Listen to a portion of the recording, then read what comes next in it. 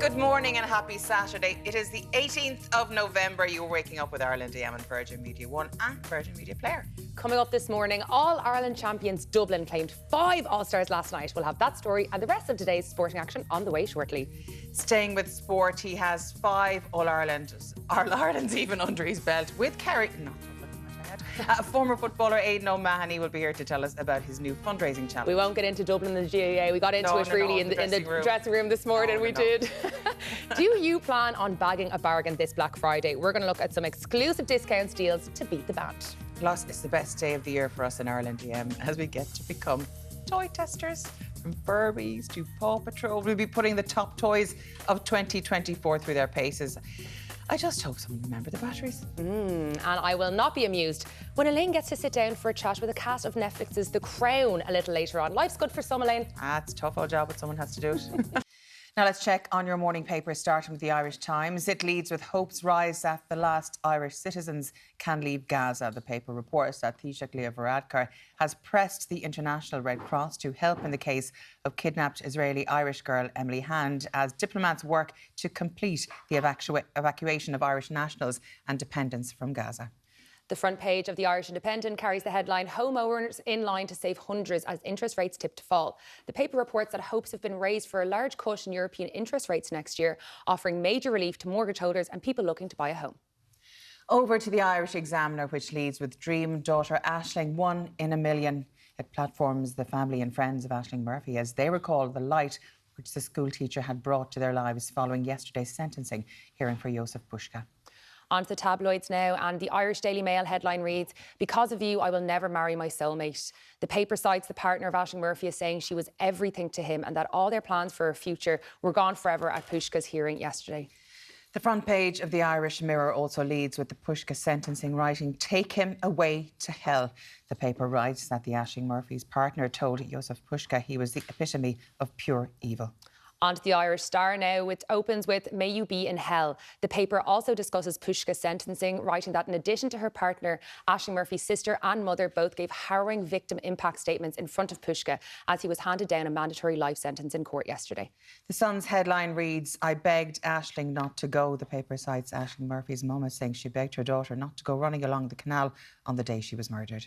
And finally, the Herald goes with the front page, because of you, I'll never get to marry my soulmate. The paper quotes Aisling Murphy's partner, writing, you have no idea what you stole from us.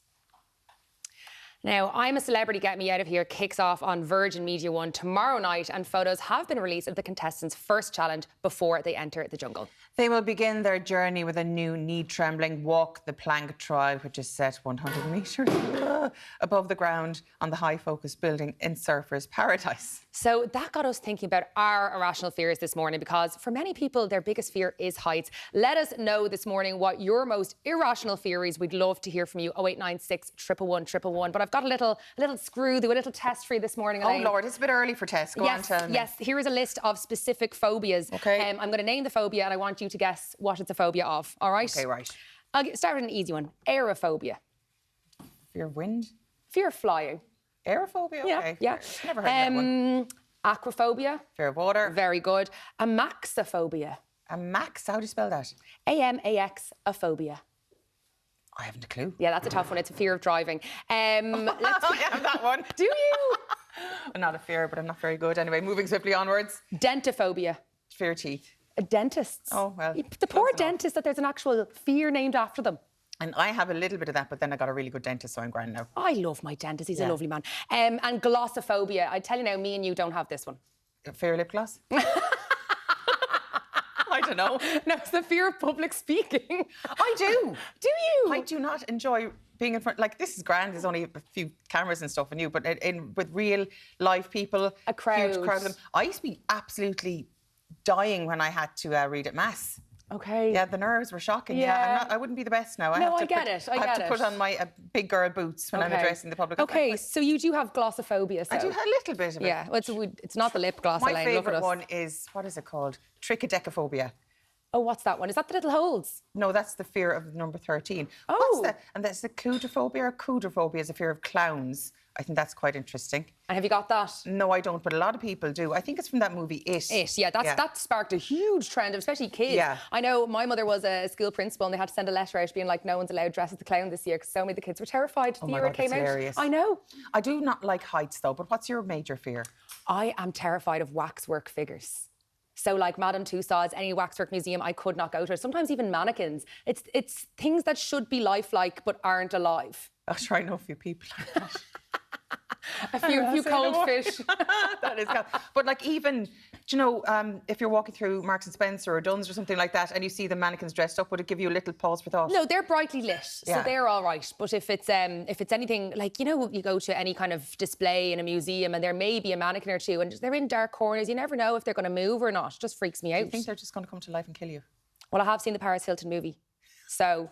Okay. You know? Right, we'll leave that there. So if you've any very, very, very, very strange fears, do let us know. The number is... Oh, it's like you're forgetting. 6 111. See, I have a mental block and that may be a fear. But anyway, coming up, Dublin claimed 5 All-Stars last night. Sport is after this quick break. And we have a Kerry legend lending us a hand this morning. See you in 3.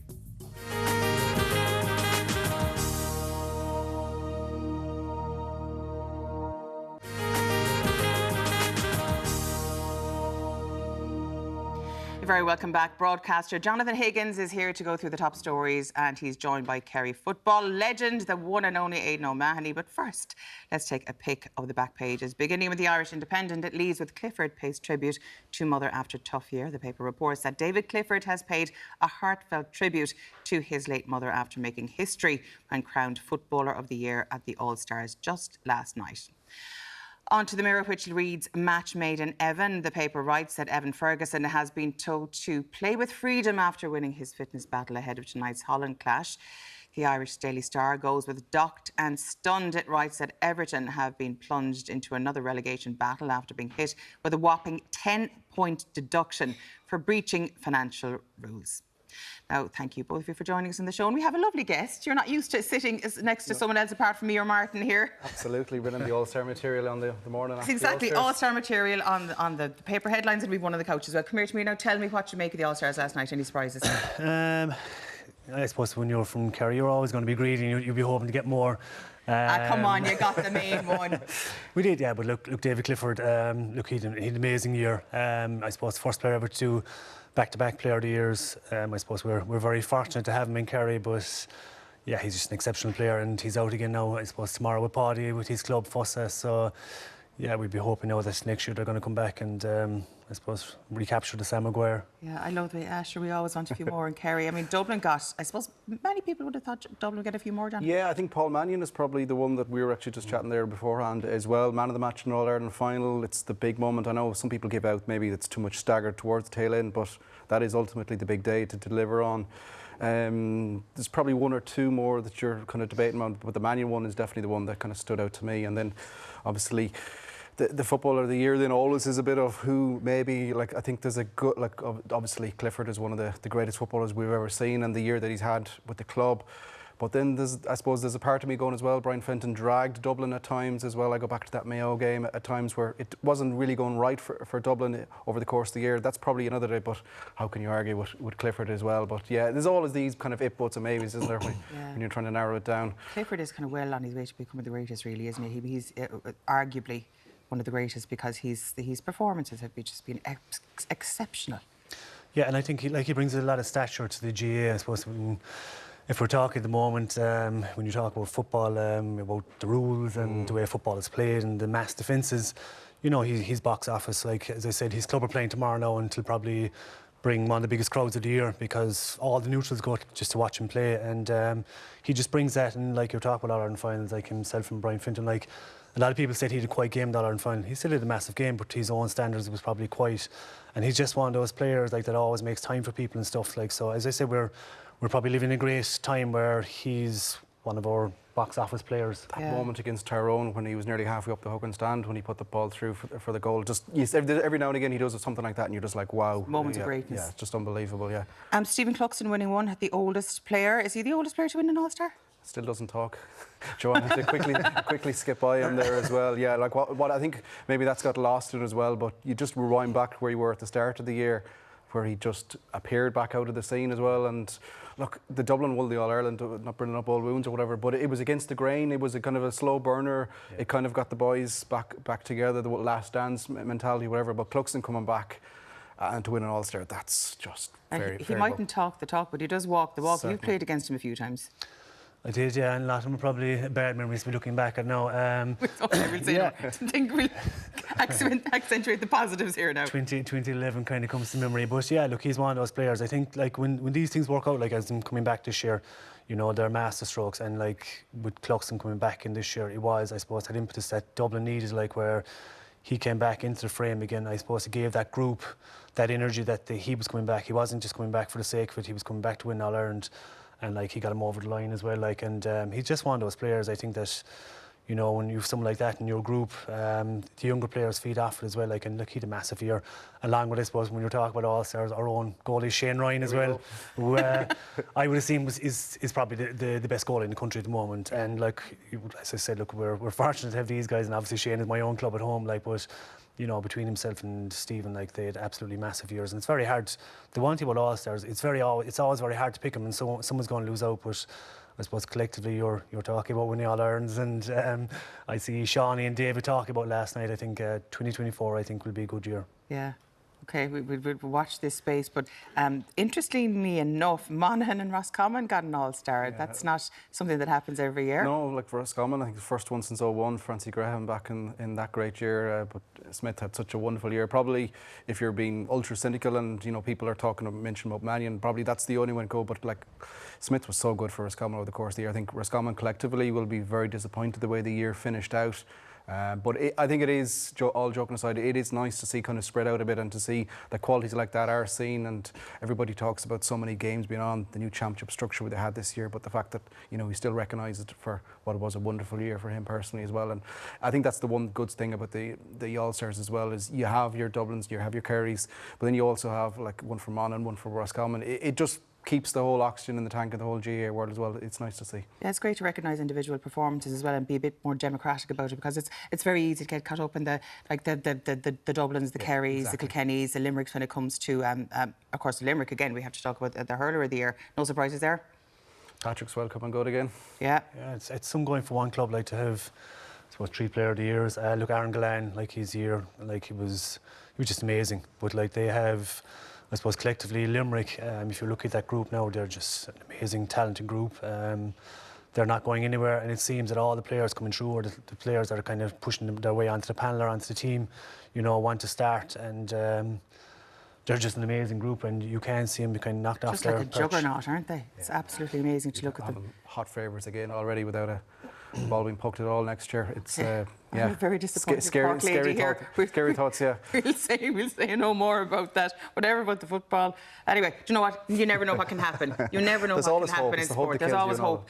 Speaking of there's always hope, I mean, tonight's match, when it moves on to soccer, we are playing the Netherlands. It doesn't really matter in the greater scheme of things when it comes to qualifying now, Jonathan, but it could be the swan song for a certain manager. Yeah, you talk about hope. I think the hope is long gone, sadly. An era that started with so much excitement, so much fresh opportunity. Look, I think time will be a little bit more kinder to Stephen Kenny than what it is ultimately now. The record, I won't even say it, but it's bad. It's bad in competitive games. You're probably looking at realistically only one major victory over Scotland to write home about. The Greece games were the killers. He has certainly been unfortunate in many aspects in terms of injuries. He had the COVID time as well, missed players because of, you know, just difficult little circumstances, people sitting in the wrong seat in the plane, etc., etc. So many small things, but ultimately the results just haven't been good enough. I think what is important now is, I think the players have spoken so collectively and individually, so passionately about the warmth that he's given them, and in terms of bringing so many youth players through. He's beloved by them. He is, and like usually, like, and you know as well, when the results aren't going good, that's when people start getting knacky at each other and things going on. But it's always been collectively. They've all kept the praise. Even as recently as the last round of interviews. But sadly, that's not going to be enough. But I think, as I said, time will be a better healer in the fact that he's got so many young players through, because previous management had left us in an awful condition in terms of everyone taking a short-term approach, and we're left in a circumstance here where there was this major surgery. Ultimately, he hasn't been able to combine that with the results, and that's why we will have a new era. Who that will be is important, because it can't be going back to the dinosaur approach, or we'll be back in this vicious circle again. Yeah, You're competing as well, like with, we'll say, the likes of, like we're already GA, and you're competing with rugby, and it's result driven. So, you know, I'm a Man United supporter for my sins at the moment, and I just see at the moment, like, everything it's results. And like I heard a good stat last night when I was driving from Kerry, that the Netherlands have never beaten Ireland. Am I right in saying that, in that fixture at home? So, like, it'll be interesting, and as you said, like, I think a lot's going to tell on the result this evening. we'd probably beat them tonight, and that's the strange thing. You know Yeah, what? like, That's the it'd be way sport nice goes if he got the one thing, because Yeah. look, the last game will more than likely be the New Zealand friendly next week, which, with the greatest respect, it won't have a lot on the line. But look, Irish football is still in a potential. You saw the big crowd at the Cup final last year. You saw League of Ireland, I suppose, attendance, and in terms of bringing it into a sporting conversation, is growing. Kerry down there as well, about Mount Park, or it's been spread around. There is an opportunity. That's why it's so important that the next appointment is right, that we grow on this little bit of tangible roots that are there. But unfortunately tonight, when we focus on the 90 minutes, the Netherlands, they need a victory to qualify, and it's hard to see when you look at the two squads. Obange out as well as a big loss. Like, he's been our probably standout player in the Premier League. You saw so the damage that he did to Liverpool there in recent weeks as well. Like, these are the players that are shining lights. Ferguson back obviously is a boost, but yeah, it's just getting that right. But I think tonight could be a difficult. The next era. Speaking of difficulties, Everton. What in the name of God happened there yesterday? Because of all the clubs in the Premiership to get fined first, I did not think that they would be it. Yeah, it's a bit rich. Like, coming from a Liverpool fan as well, you wouldn't normally have a lot of sympathy for the neighbours across the water. But to quote Alf in Home and Away, I think it's a flaming disgrace, because.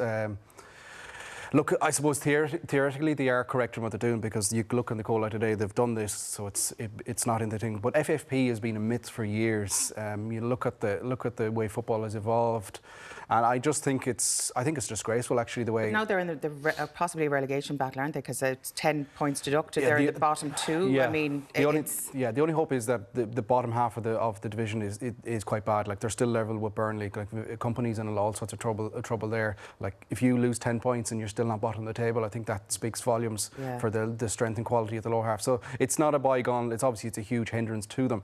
But I suppose it's long term where they go from here now as well. That you used to, like, one of the caveats that you'd put on it from Everton is they are building a new stadium as well. It's obviously going to be expensive. They've had sponsorship issues as well. But I just think it's a bit rich when you look at what the big boys have been get away with, and you look at all Chelsea eyes and now Man City. on Chelsea and Man City to see what happens. Well, with them 115 versus 1. Like, if it's 10 points for Everton, what's it going to be for Man City? Are we going back to 99 where they need Paul Dickoff to get another late equaliser? I'm sure you'd be gutted if Man City lost a load of points. Yeah, Devastated, yeah. Anyway, we'll talk more about that a little later. Now, Aidan is, of course, sticking around, so after the break, he'll be telling us about an inspiring talent he's taking on in support of a very important cause. Do stay with us.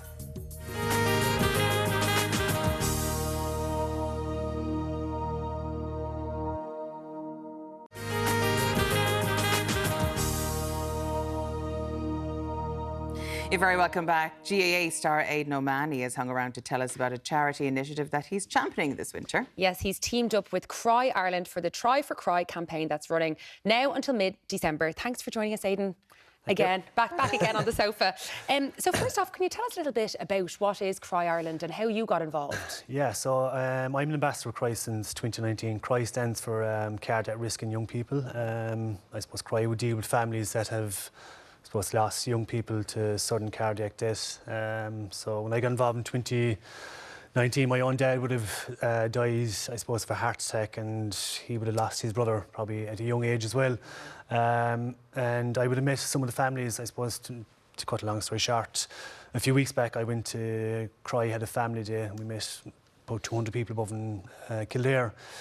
And the first half of the morning, they had specialists on, I suppose, talk about genetics and the research they're doing. And then the second half of the day, there was families there talking about having lost, I suppose, their loved ones, young people, to sudden cardiac death. And just hearing it, I'm a dad of 2 girls myself. I have a 6 and a 4.5-year-old at home, and I was going home with Denise after, and I suppose just listening to those families for the day, having buried someone in their 20s, you know, from being young and being healthy, and then dying from sudden cardiac death. It was very, I suppose, hard to hear, and just it's very hard to kind of take, and to see how you come back from something like that. When we hear these stories, though, and a lot of the times it happens in the middle of a GAA match, a soccer match, a rugby match, that these congenital defects that haven't been picked up, that no one was aware about, and then you have someone young and healthy whose heart just stops beating. And it's happened in sport a lot over the years. As a sports person, were you kind of aware of that in all your years of training and all your years of competing? I suppose the first time it came to prevalence was Cormac McAnallen from Tyrone. You know, I suppose when you look at young people and you talk about people that are involved in inter-county and playing with clubs and stuff like that, you never kind of think of, because of the fitness side of it. And then when you hear these families talking about, and the one thing that you'll always hear them saying is that they were young, healthy, fit, you know, there was no warning signs or anything, and then to lose someone to that is, as I said, like, it's unimaginable. And I know from, I suppose, being on the Camino, I went on the Camino in 2019 with Cry, and the first night we landed over, we sat around a big timber table, and you can just imagine now, and nobody knew each other, and everyone spoke about why they were there, and they stood up, and it was very emotional, you know, like you've someone there that buried their child maybe at 19, 20 years of age, and you look at yourself, and I suppose we're probably a country that give out a lot about small things. But when you look at these things, the reality of it, these families are amazing, because they bounce back and they give back. Like, a lot of the families are trustees now with Cry, and they work with Cry, and they help other families. So it's just amazing. I'm very honoured to be involved with them. And that's the thing, I suppose, that's what Cry does. It raises awareness, raises funds, and that's what you're doing now with Try for Cry. Tell us about that. Yeah, so look, I suppose the one thing about the wintertime, with fitness and stuff, you always kind of want to get involved in something. So myself and a friend of mine, Owen, we started doing a bit of running. And after that Friends of Cry Day above in Kildare, I came home and I said, you know something, let's do a challenge. We'll run kind of a leg of the Camino, a virtual leg of the Camino. So we're running 400 kilometres between us, from the start of November up until the 14th of December. Not all at once now, we do have to clarify that.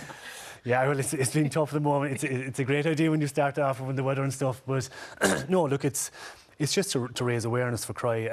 It's not about fundraising or anything like that. It's raising awareness and what Cry is about and the amazing work they do. And, you know, I think for me, like, as I said, I'm very fortunate to be involved with them in a small role, but I've seen the families that have been affected by it, and I see the amazing work they've done. Like, so we're, as I said, we're running 400 kilometres in the space of 6 weeks, and we're halfway through now at the moment. Okay. So yeah, I was about to ask, like, it started the 1st November. How many have you done so far? And were you out for a run this morning before you came in? No, I have the gear outside in the car there now at the moment, so I'm ready to go running. But yeah, it works out like kind of 5K a day and stuff like that. And there's a lot of people say, sure, that's handy enough, but it's fine. But when you have kids at home and you've work and stuff like that, like, but look, it's for a great cause, and look, we're enjoying it at the moment. Great. I'm not going to say how much me and Elaine ran this morning. I don't want to make you feel bad, Aidan, okay? No way, I'll tell you that much. So you're aiming for 200 or 400 yourself and your friend with this, Yeah. but are there a range of distances that people can run to make it more of an inclusive event? Yeah, so like the whole thing is about inclusion. Like, so we have 60 kilometres, you have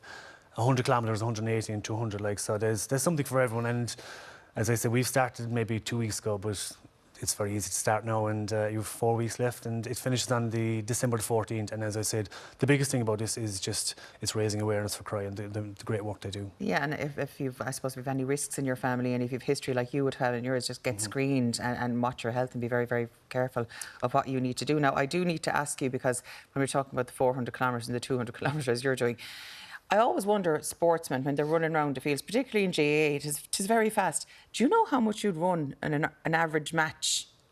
Yeah, I suppose that's the beauty of GAA now. It's gone into a level where you've GPSs and all your stats are kind of reported after the game. You have to wear those bra things. Yeah, we wear the bra things. When I started out, there was no such thing as that. Like, so you could actually get away with your skill alone, but it's kind of changed now.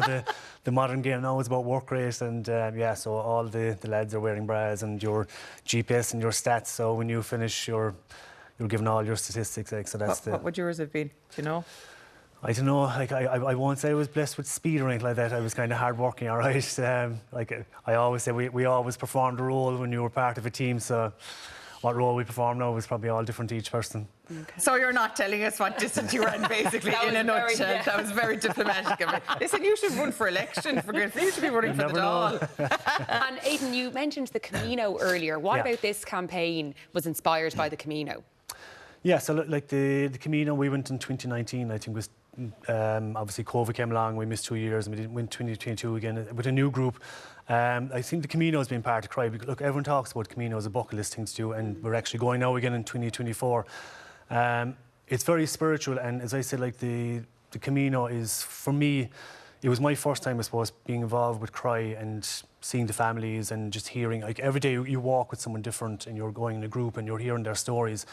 So when we started running to start, I was kind of saying, right, how will we get people involved? And we say, right, let's run the leg of the Camino. You know, it's related to Cry, and the leg of the Camino, we were doing it probably in 2019, 2022. The weather was a lot better compared to what we're seeing at the moment. But yeah, look, it's very enjoyable. And as I said, look, it's probably something leading on to 2024 again. Yeah, and come here to me, before we go, we have to, how have you adjusted to your life post Kerry football? Because you're still quite involved, aren't you? Do you feel, was the transition period a bit dodgy enough for you? Did the Camino and stuff like that help with that? It is, and like everyone talks about a void when you finish playing football, they say about the void, but I replaced the void with stress because I went into Dance with the Stars that time in 2017. So the void wasn't long going. Put a bra on during the training for that, and then you'd know. Then you'd know how much you're hopping around the place. And thank you so much for joining us. It's been an absolute pleasure talking to you. Thanks, Aidan. Try for Cry is taking place up until December 14th, and for more information, see idonate.ie/fundraiser/Aidan O'Mahony. Now, up next, plan on bagging a bargain this Black Friday. We have just the deals for you. Back after this short break.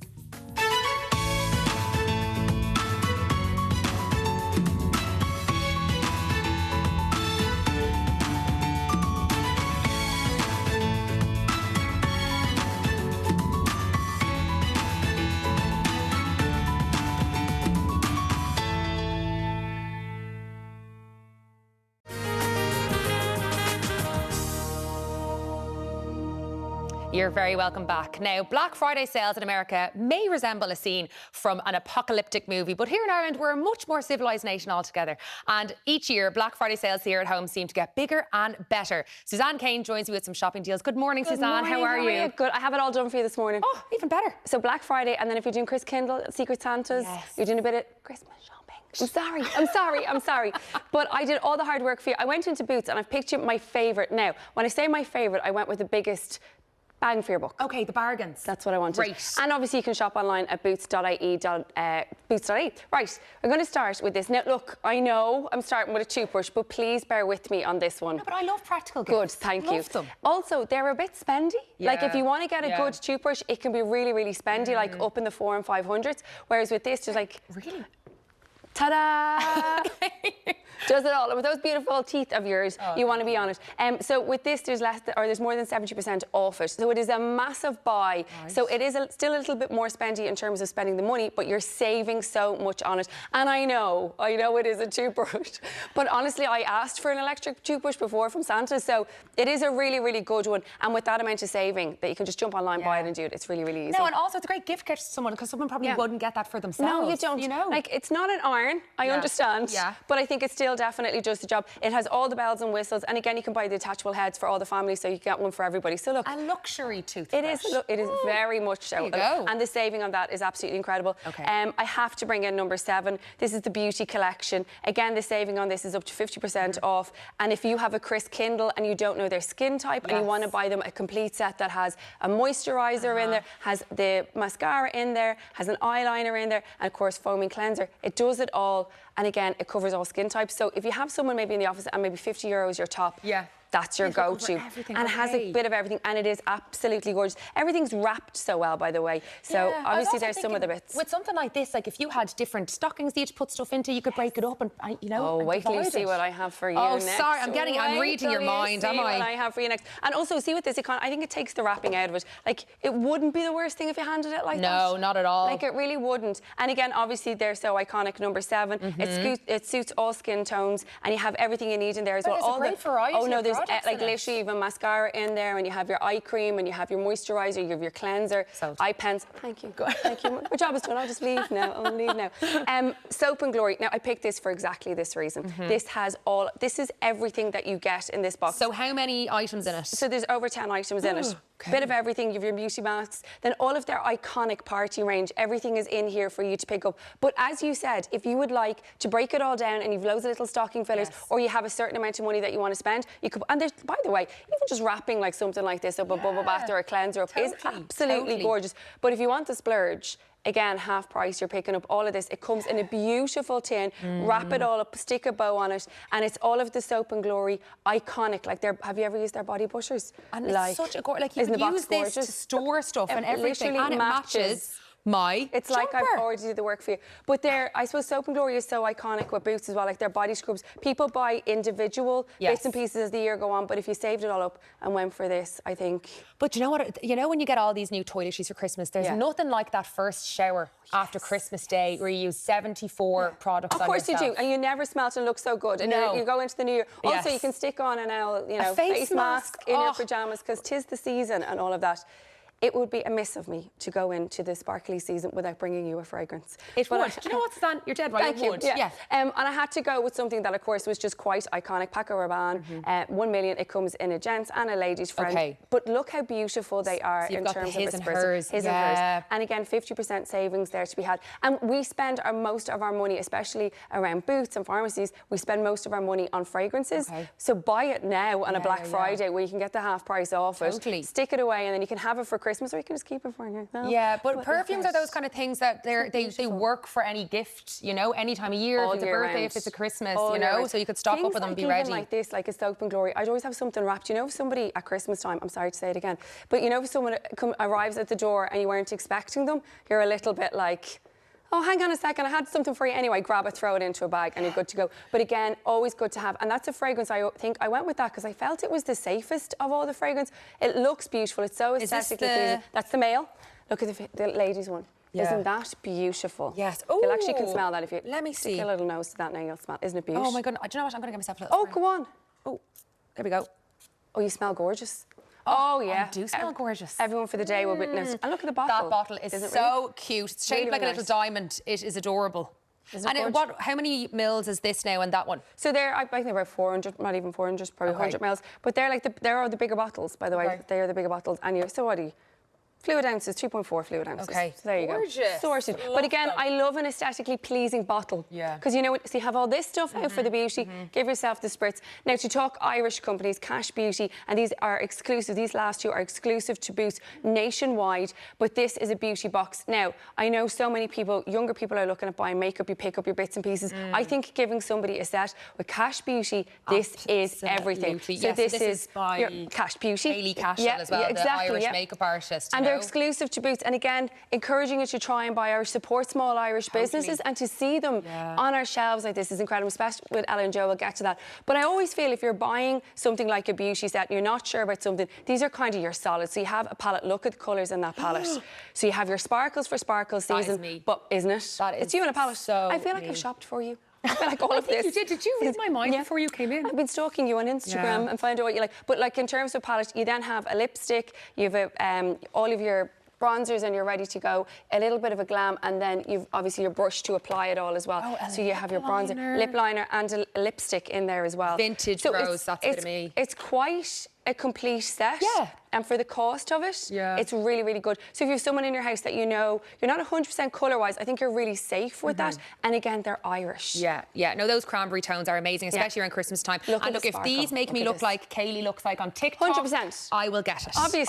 Obviously. It helps with her little hand, doesn't it, that she's as good at applying it as she is. Last but definitely not least, this is an incredible, incredible Irish brand. Look at this. Ella and Joe, who are just two incredible Irish women who put this brand together. It's all organic. Everything that they do is about their science. So they combined their masterminds and put this brand together. It is incredible to see them stocked nationwide. Obviously, you'll find them in other places, but Boots have them. And to see an Irish company to start from such grassroots and to have such beautiful products. They've launched a new project this week as well. But if you wanted to get into Ella and Joe and wanted to try their products, this is the complete set. And at the pricing, it's absolutely incredible. Yeah. And again, supporting Irish and seeing such a gorgeous brand like Ella and Joe is really, really nice. And also to mention, this is a vegan brand. It's vegan also, brand you as know, well, which is important to a lot of people, you know, so cruelty-free. Yeah. Beautiful. We're supporting Irish. We're going to be gorgeous. We're smelling gorgeous. We're looking gorgeous. And we're saving money. And our teeth are sparkling. Yeah, and we're saving money. Suzanne, thank you so much for that. Thank you. Right, still to come this morning, we'll be getting our hands on some of the hottest toys for Christmas. Plus, we'll be chatting with some of the stars of The Crown. Don't go anywhere. We'll be back in a few minutes.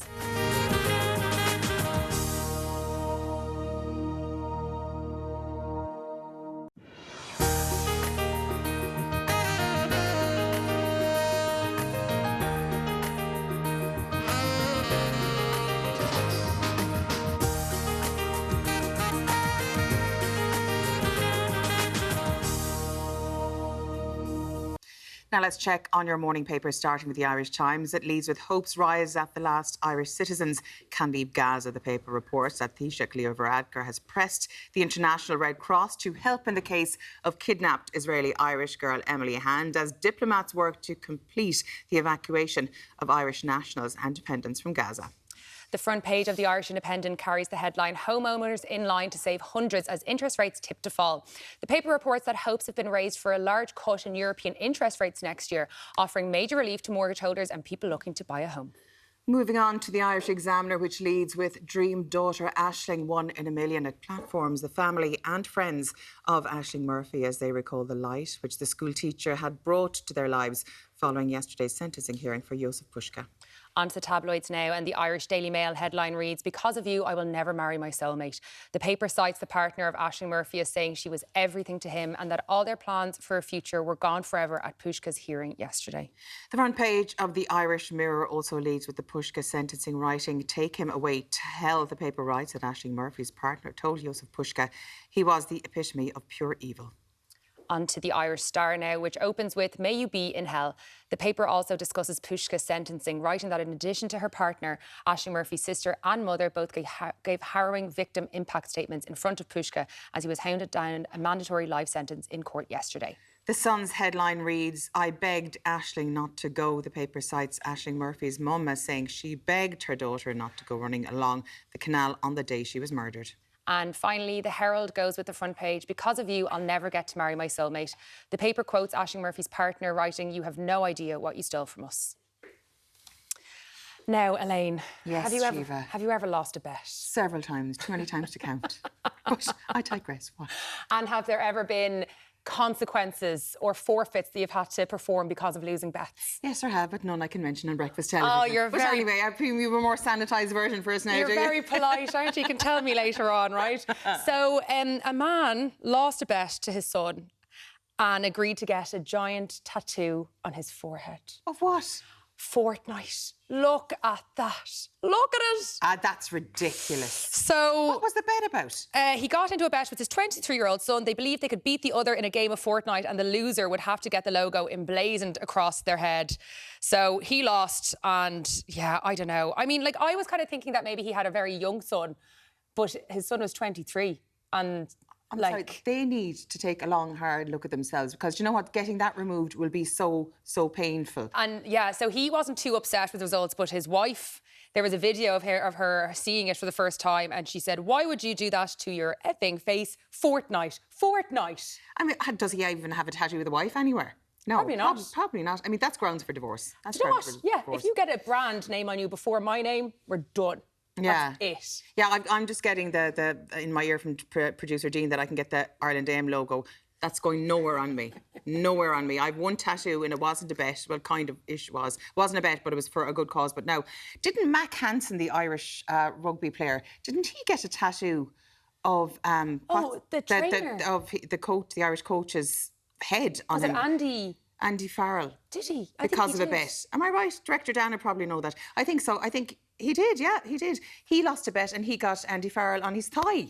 I just think What's with tattoos and bets and fellas? That's what, lads? like, Come I here to think me. tattoos are such a permanent forfeit. Like, that's on you for the rest of your life. Like, for just losing a silly bet. Like, I would rather, I don't know, like, how bad do you look if you don't go through with the result of a bet? But see, the thing, if it's a bet, do you know, if a time has been invested into it. I mean, I would say there's other ways of forfeiting. Maybe a small little fortnight on your buttock or something. Yes. But like across your forehead. Yeah. I mean, that could have implications, I don't know, to his career even. It shouldn't, but it could.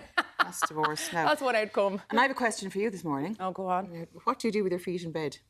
Oh. That's a very personal question, obviously.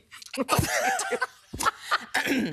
I actually know where you're going with this, and I don't do that. I would do anything for love, but I don't do that. Cricketing. It is cricketing. And clean your minds, people at home. It's not anything dodgy. Cricketing in bed. A bizarre trend on TikTok has people showing this. Apparently, cricketing is when you rub your feet together like you'd rub your hands together. Oh, gosh, that makes me basically because you're chilly.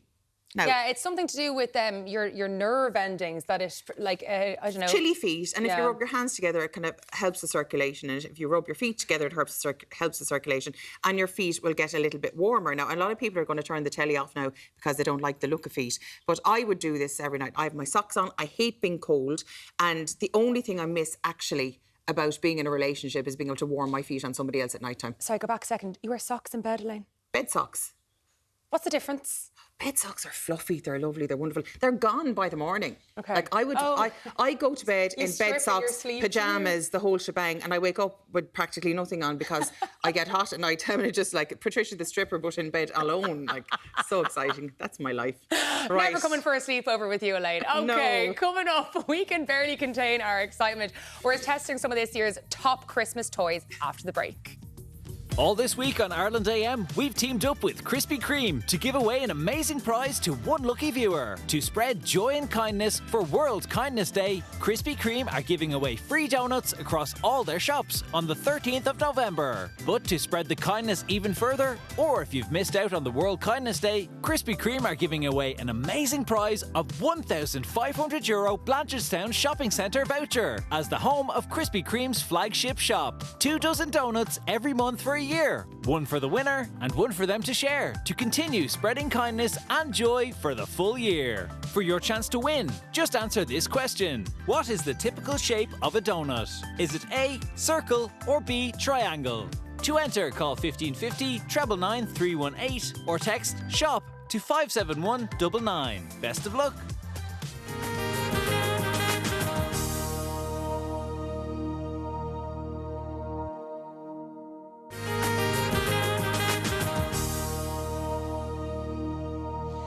You're very welcome back to Ireland AM. It is just 37 sleeps until Christmas. So if you or your little ones are still unsure of what to put on the Santa list, then look no further. Yes, Ireland's biggest child, it's official. Cillian O'Sullivan is here with Smith's Toys Superstore's top toys for 2024. And he's even already assembled them so we can have a look at them. Did you put the batteries in as well? Batteries in as well. It's all ready to rock. This is, got to be honest, one of my favourite segments I've ever done on the show. So, Now, every child of the male persuasion I know, that is what they would absolutely adore. oh, are you kidding me? If I had this when I was younger, I used to have to kind of just take the Hot Wheels and run it over the sofa. I'm sure my parents hated that. But this is the Mega Garage. All these toys, by the way, we're going to talk about in this segment, under €50. So price point wise, I think it's really important to make sure you don't go too wild at Christmas. Yeah, so this, one. obviously, you can send the cars down, but you can also decide what level you want the car to stop on. So if you want the car to stop on another level, It's like Jervis Carter. watch this, it'll park itself now. Ooh. Look at that.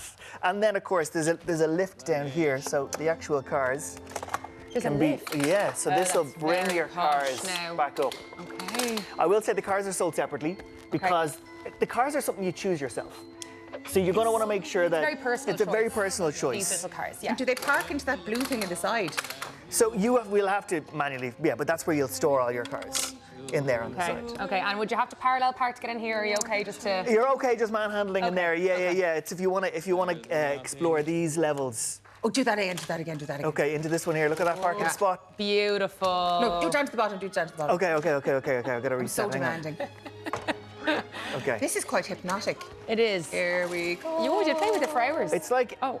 It's almost like ASMR, but maybe for, yeah, you could really see yourself getting into it. So anyway, this is the Hot Wheels, and again, The beauty of Hot Wheels is that you'll see at the very end where the cars come off, the track is open to extension. Oh, brilliant. Okay, so you can add to the Buy more universe bits. of So Hot if you Wheels. already have Hot Wheels stuff at home, this will connect perfectly into it. And also, this is a great place to store all the Hot Wheels so that Dad doesn't walk down in the middle of the morning, stand on one in his bare feet, and F and Jeff the whole house down. So it's a great place to store. Well, not yet. Alex is still a wee bit young, but I've every faith that it will happen at some point in my life. So this is a great place to store everything kind of neat and tidy away and off the floor. So yeah, really, really like this. And as I said, it comes in under 50 quid. It's $44.99 from Oh, Smiths. that's brilliant. We had one of these at our house. We were all girls and we loved it. So for all genders, there's this now. Absolutely, absolutely. Because again, that's the beauty of it. The actual cars, you can get all different types of cars. You can get real boy, Masco Michelin cars if you want, or you can get something a little bit more feminine. So that's the beauty of Hot Wheels is that you can choose to your Yeah, heart's my content. brothers wouldn't let me play with their garage. Anyway, we'll say no more about that. Oh, how mean. Right, let's go on to this. What's this? This is the WWE Wreck and Slam Crusher truck. So obviously you've got the figures that, you know, wreck each other and beat each other up. But once you've done that, you can then dismantle and wreck the truck, right? Oh, it literally all comes apart. It literally comes apart. And then this is the cool bit. So let's say you've got, now we don't have a second figure, right? What wrestler is that? This is a guy whose name escapes me. He looks like Aquaman, sorry. No, he's a new guy. Is it Bret the Hitman Hart? It's not Bret the Hitman Hart. Oh. I think he's retired now at this stage. The Rock. Okay, it's not The It's Rock. definitely Anyway, not The Rock. Well, check this out. This is pretty cool.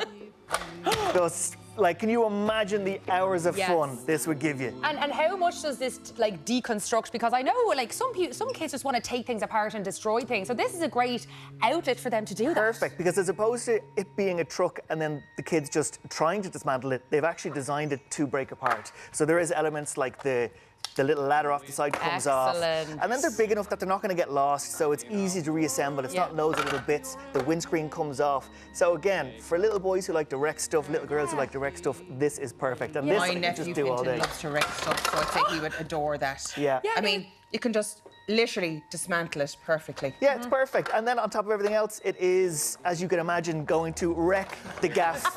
All of your surfaces at home, it goes everywhere. Yeah, so really, really like that again. And again, if you're in the WWE world, if you have wrestlers, then this is going to be a great addition if you want to add to it and give them a way of getting around the house. With something a bit more genteel now. Yes. So Paw what Patrol. is this? Now I'm not familiar with Paw Patrol really, and it's They are a group of dogs who are there to save the day. And in the movie, they got superpowers. And this is the transforming rescue rocket.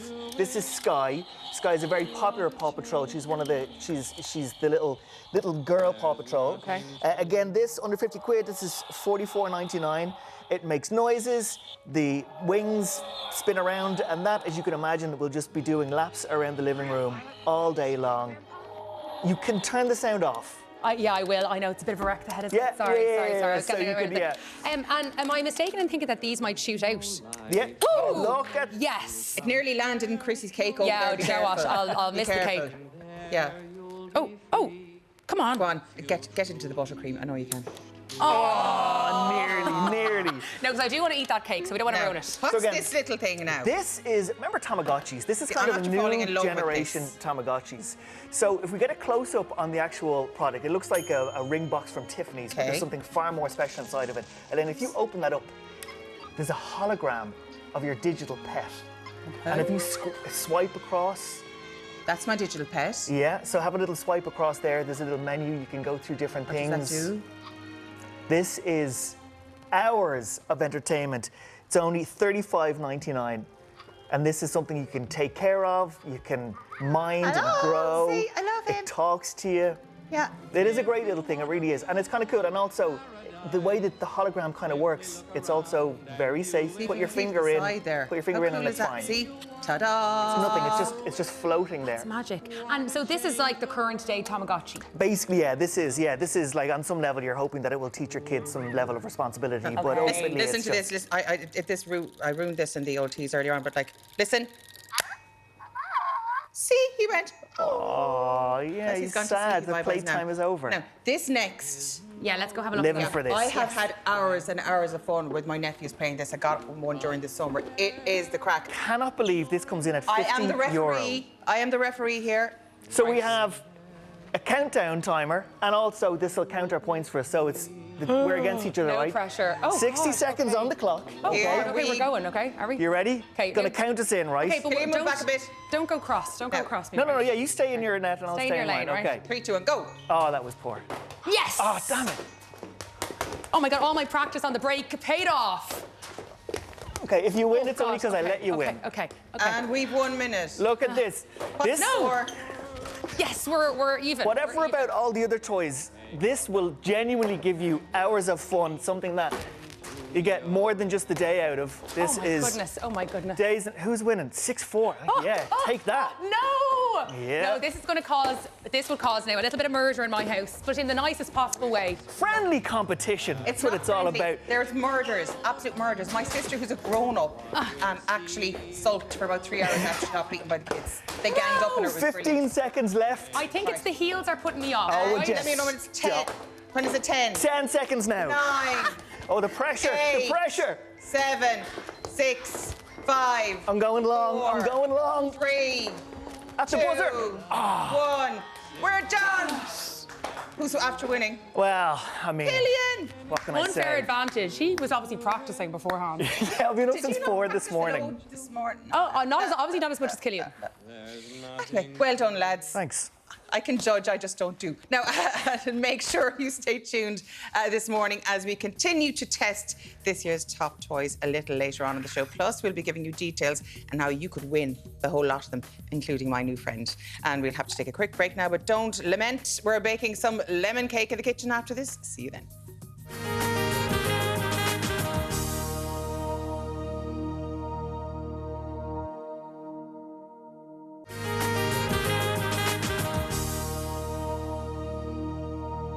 Fáilte Arash a Chorda. Now, we're halfway through the show, and I wouldn't say no to a bit of lemon cake to keep me going. What's lemon cake in Irish? Caca limoda. There you go, learn something new every day. Moda, there you go. Now, luckily, our zesty bestie, Kirsty Gibson from Take the Cake, is just the thing. Come on, you're making her caca limoda. Yes, and we've got lots of steps to get through today, so I'm going to get cracking. This is a lemon sponge, a dense one, so it's kind of like a Madeira cake, and it's got a lemon glaze, like a drizzle, and a fresh lemon buttercream. It is definitely for the lemon lovers So out there. basically, it's one of our 5 a day, is what you're saying. Exactly. Yeah, we won't get scurvy, so that's good. You know what? Now, You had me at butter. You really had me at. As long as butter's in the title, I'm in. Buttercream is a luscious word, isn't it? So we've started with a half a pound of butter, which is about 225 grams, and I've added. And we're only starting with the half butter. It's very like a butter You're- and cream and everything. You're going to hear it a tasty. few times today. And we're using 500 grams of sugar. That's about 200. It's about 2.5 cups. So I've gotten a head start here, and I've started mixing these up. We're going to add 4 eggs to this. Okay. Whole eggs. Whole All of them, eggs. yeah. This is going to make it nice and fluffy. So we'll mix these in, and then we're going to add to this our dry ingredients. Now, we want to mix those dry ingredients first so that we don't get a mouthful of salt. Okay. Or a Oh, mouth. little, yeah, that's No. disgusting. How much salt goes into the dry ingredients? So we're going to use a teaspoon of salt. Okay. Yeah, and then a half a teaspoon each of bread soda and baking powder. Okay. So we're going to mix these dry ingredients up before adding the dry ingredients to What's our the difference batter. between bread soda and baking What's fair to powder? say? Both of them. One has cream of tartar in it. Oh, the one. They have a different effect chemically with your other ingredients. For example, baking soda, bread soda, usually always reacts with buttermilk. And today we're using buttermilk in our recipe, and you always know when you're using buttermilk. Yes. Bread use soda yes. is soon See, to I follow. thought I would the same thing, which is why I never bake. It's very scientific, though, isn't it? Isn't it? Baking is It very is like precise art. it is like chemistry. Yeah. I've used. Sorry, I knew that was going to happen. I've used 420 grams of flour, but you can get away with using 400 instead if you want. Fabulous. This hand mixer of mine has a mind of its own, and sometimes it'll go on super speed. Okay. Nothing I can do about it. I don't want to ruin your gorgeous citrusy top there. Yeah, Lucy. so I've used half of my dry ingredients. Now I'm going to add the rest. And after we have these combined, we're going to start adding the rest of our wet ingredients.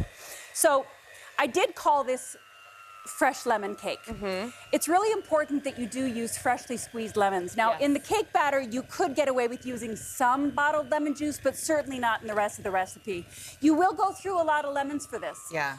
So, you know, at the store, get yourself a few bags of lemons or... Oh, really? How many? Yeah, I think for this, I went through at least a dozen lemons. What? Yeah. So it's more than one of your 5 a day. This cake is getting healthier by the second. How many like what people you're can we doing. serve with it?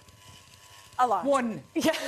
So, yeah, depends on who you're talking to. Yeah. So I'm adding, how much am I adding? 155 mils of buttermilk. Okay, now it's important that this is room temperature. And the reason is we don't want it to chill our butter. Gotcha. After we mix it, Or okay? half a pound of butter. Now I'm adding 175 mils of freshly squeezed lemons. Okay. And that's going to be several, okay? But before I squeeze them, I'm going to take the zest off. Now, let's hope this doesn't make a mess. I'm Okay, going to now here's hoping. Yeah. Be If my careful. mixer goes wild on me. The mixer gremlins are not so in the studio, I've got hopefully. buttermilk in here and 175 mils of freshly squeezed lemons. Gorgeous. Okay? And I mentioned that I also use the zest. I'm using the zest of about half a lemon, so that's a teaspoon of fresh lemon zest. We'll add that, and that'll mix up inside there. And then a teaspoon of vanilla extract, okay? And A teaspoon, that's more than you normally use, isn't it? Normally it's no, I rarely use less than a teaspoon. Chrissy, more is more when it comes to tasty ingredients. Honestly, I don't know what it is about vanilla. I just love it. Okay. And I usually add a little extra, to be honest.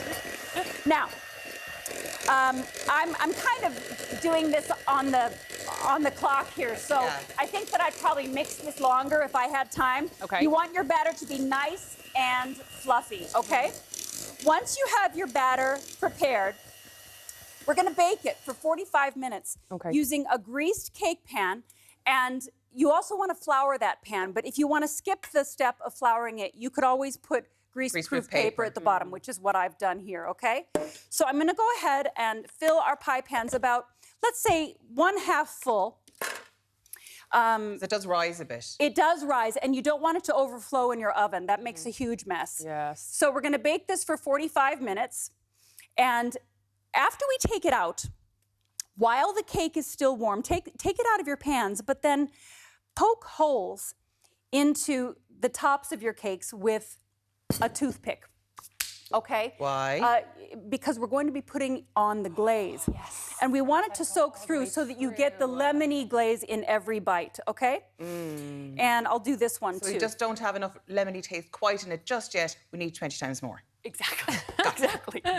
We want to guarantee that's all going through. Now, our glaze is very simple, just 3 ingredients. I've got only 15 grams of butter here. Only 15? It's just a tablespoon, Elaine. Tasty. I've melted that, and I've added it to 40 mils of fresh lemon juice. Okay. Is there sugar there too? And 65 grams of sugar. So we're just going to... Oh, let it soak it up. Yeah, Wow. it'll soak right down, okay? And I'm going to do the top layer as well. Hopefully we'll have time to decorate some of this today. Now, 2 minutes, we should have enough if you like. So let's make our frosting while that's setting in, okay? Now, I'm going to cheat over here. So our buttercream frosting, I've got myself a head start here as well. We've got another ½ pound of butter in here, which is 225 grams. There's that word. I just can't stay away from the butter. No. But how are you going to make a frosting without butter? No, you can't. So Exactly, butter is Christy, good. exactly. And go ahead, Elaine. No, I'm just wondering what else. 450 grams of icing sugar, okay? Now, to this, we are adding, you know what? I think I lied to you. The glaze is not 40 mils of lemon juice. It's 120 mils. Okay. So We're using 40 mils here for the buttercream, okay? And I'm also going to add salt. This is a ½ teaspoon only, not a full teaspoon like we put in the cake. And what's the reason for the salt in this? You know something? It really brings out the flavor in your lemon. Yeah. So you could. It's a bit like shots of tequila. You do the salt and the lemon there as well, you see. It makes such a difference. And, you know, anybody that I've talked to who likes lemon desserts, they want their mouth to fill up They want with the that. acidic Yeah, push, yeah. and the salt really brings out the flavors. Okay, You can fabulous. tell when you haven't used salt. And yes, I do use salted butter. Yeah. Okay, now we have 2 teaspoons of fresh lemon zest. Okay. We zested our lemons earlier on, and this is 2 teaspoons of vanilla extract. That's 10 mils, okay? A teaspoon is 5, and 2 teaspoons is 10. So we're almost done with our buttercream here. Now, you want to frost your cake after it is cooled, and by then, the glaze will have set in also, okay? Now, you can use a piping bag or you can just use a knife, however you like to frost your cakes. Okay. Ooh. So just lump it on in the middle anyway. Yeah, lump it on, and then Very technical turn. Lump it on. Yeah, we're very technical here on Ireland AM, aren't we? Yeah. Now, it's completely up to you whether you frost the sides of the cake. If you want to just frost the inside and leave the sides bare, that looks nice as well. But we've got our second layer here, which we have also soaked in the glaze, remember? Yes. That looks lovely on its own. And look at what a actually. mess I made over here. Looking. Well, yes, we are the professionals. You are aren't we? the professional, Now, Chrissy, yes. if you don't have one of these, just use a knife or use your hands. Okay. So we've got our layer cakes together now. Why don't, since we're running out of time, go ahead and give that a taste. Do you know what? I couldn't wait, so. Oh, What do you think of that? that is incredible. And I don't think I mentioned the temperature that you bake this at. It's 160. I do everything on 160. I don't think there's enough butter or lemon in it. What do you That's think just of me. it? Oh, it's What do you think of that? Gorgeous. Like it's really, really acidic with the lemon. Full of vitamin C, which is very good for us. That's what I'm Exactly, thinking. exactly. And we're coming into calcium. winter now, so we need the extra Calcium boost. from the butter. Them See? bones, them bones. Yeah. I love how you justify everything. Well, this is my own recipe, so I'm delighted to share it with Thanks you so today. much. Delicious. Thank and you, for Chrissy. My meeting pleasure. all of our nutritional groups today. Thanks a million, Chrissy. My Full recipe pleasure. details are on our website. You can find more of Chrissy on Instagram at Take the Cake Dublin. Up next, we're capturing some winter magic with some Christmas market treacle ideas. See you in 3.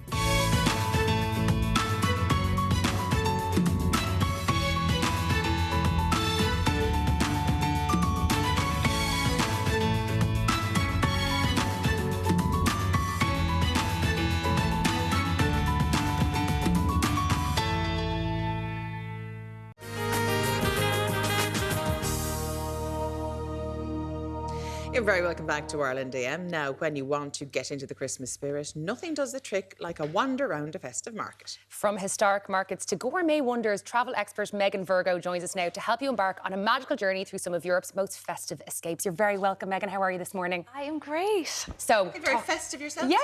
today. Elaine, we are always matching. Always matching. See, matching. Psychic. I'm not in the Christmas spirit yet, ladies. Don't worry. you'll I get don't there. feel left out at all.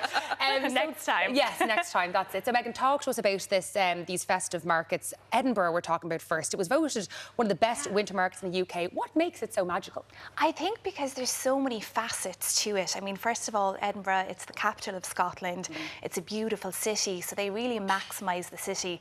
So you can expect your traditional Christmas markets. They've 70 stalls there, all with unique vendors. You can get beautiful handcraft gifts, food for every type of palate. But then if you wanted to stray away from the traditional style market, you could head over then to, let's say, West Street Prince's Gardens, and there they have the fun fair for families. They have a lot of activities. Then if you wanted to explore a Scottish themed artisan market, you can head over to George Street, and that actually is where the ice skating rink is. So you could go for an ice skate and then warm up with maybe a nice hot whiskey, some shortbread, get a nice unique gift for a loved one. So I think that there's a lot happening there. And I mean, I know I was saying to you guys earlier, I think St Andrew's Square in Edinburgh is synonymous with Kate and Prince William. Yes. So I always think of that as well. And actually at that square, they have a winter festival garden as well. So that's where the kids can go meet Santa, see if they've been naughty or nice. I used So to it's live nice. just off Georgia Street in Edinburgh, actually, and it's so gorgeous. Even Yeah. all year round, it looks magical, that area. So I can just imagine when it gets all Yeah, jolly up for I Christmas. imagine it's a bit more unique and quirky then let's say the likes the of Edinburgh Castle up in the hill, then it's beautiful. And that's actually where at some of the stalls you'll find gifts, Harry Potter themed gifts. Yes. Because that's where J.K. Rowling wrote the book. J.K. Rowling wrote the Harry Potter novels, and that's where she drew inspiration from. And you can see different parts of that as well throughout the books, where she plays on the different locations. You mentioned a few. It sounds like you can't walk around a corner in Edinburgh without bumping into another Christmas market. How many are there in Edinburgh? There's around, so I suppose in total there's around 4. There's 2 main ones, but you'll see, like, even if you go to, let's say, West Street Princess Gardens, even though that's a fun fair, they have smaller markets there as well. So they make sure that there's something for everyone and they don't just focus on one area. Yeah. And next we're going to Budapest. And Budapest is Buda and Pest. I never knew until my mother told me years ago. You say it so well. I can't say it. I'm like, Budapest. But it's so I just say Budapest now. Buda and Pest, there's 2 different areas, and together the they're old Budapest. and the new, exactly. Yeah. Not every day's a school day. Thanks, Madeleine. You're very, very welcome. Full of interesting information. But it's such a gorgeous, gorgeous city. Oh, it's beautiful. I went there last January. It was fantastic. And I was just a bit too late for their Christmas markets. But their main Christmas markets, they actually have 2. So one is on Vora Smarty Square. And the setting there, it is just the buildings around it. It's spectacular. They have beautiful wooden chalets. And there you can find fantastic Hungarian type crafted gifts that are quite unique. And actually, if you wanted to buy a unique gift for someone, they have workshops. So you can make something like a candle, you can do pottery, you can make special mulled wine. So there's something, again, for everyone. And then you can head over to St. Stephen's Basilica, which is like a cathedral. And there they have an amazing ice rink that is free.